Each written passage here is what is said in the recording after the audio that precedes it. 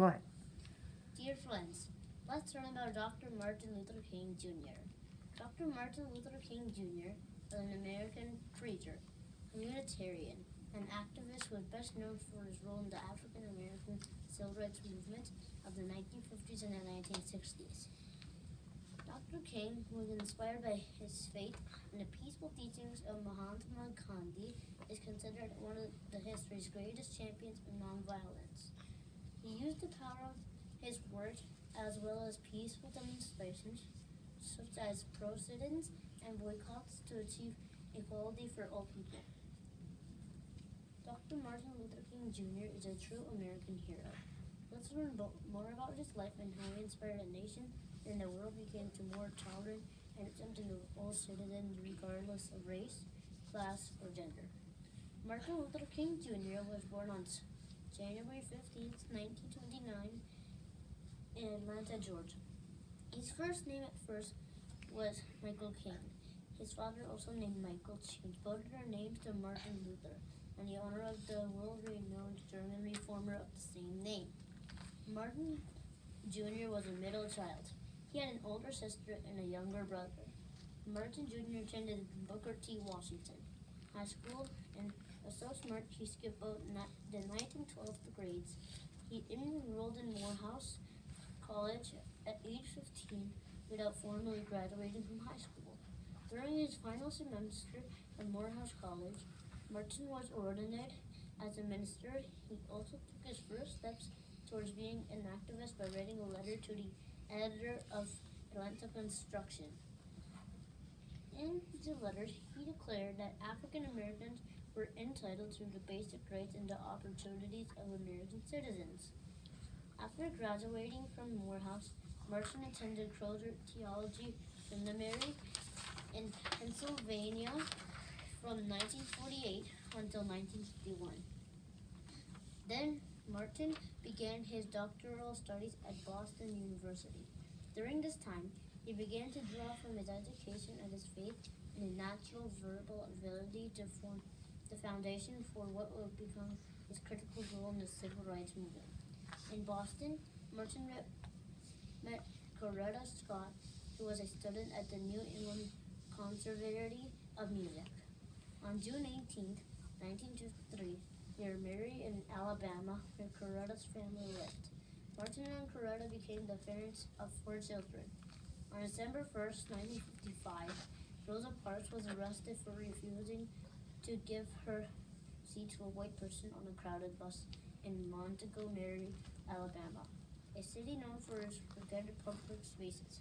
That night, Martin met with other activists to plan a citywide protest that would become known as the Montgomery Bus Boycott.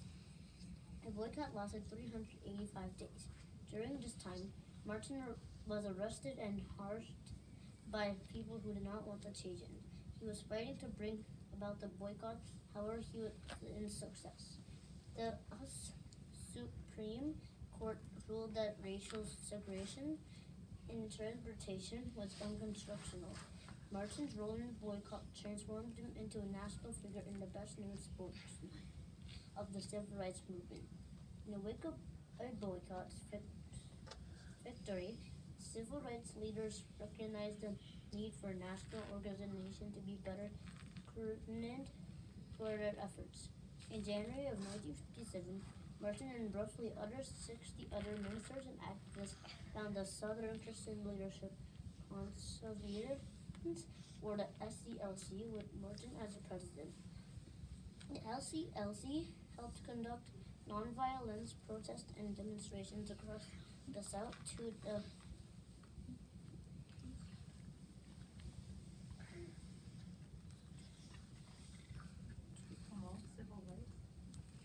civil rights reform. A primary focus for the organization was registering African Americans to vote. The SCLC responded to mass meetings in key southern cities. For that, in 1963, Martin led a coalition of several civil rights groups in a nonviolence campaign aimed at Birmingham, Alabama, which was at that time described as the most segregated city in America. The nation was shocked to see the images of young African Americans attacked by police dogs and high-pressure fire hoses displayed on television, newspapers, and magazines. It was during this campaign that Martin wrote his now famous letter from a Birmingham jail after being arrested again for his participation in the demonstrations. Later in 1963, Martin was one of the driving forces behind the March for Jobs and Freedom, more commonly known as the March on Washington. On August 28, 1963, over 250,000 people of all ethnic cities gathered at the National Mall in Washington, D.C. to demand justice and equality for all people. It was here that Martin made his famous I Have a Dream speech delivered from the steps of Lincoln Memorial. This speech inspired the nation and now considered one of the greatest in American history. Martin was later named Times Magazine's Man of the Year. This further cemented his status as the nation's foremost social change leader in 1964. At 35 years old, Martin became the youngest person ever to win the Nobel Peace Prize.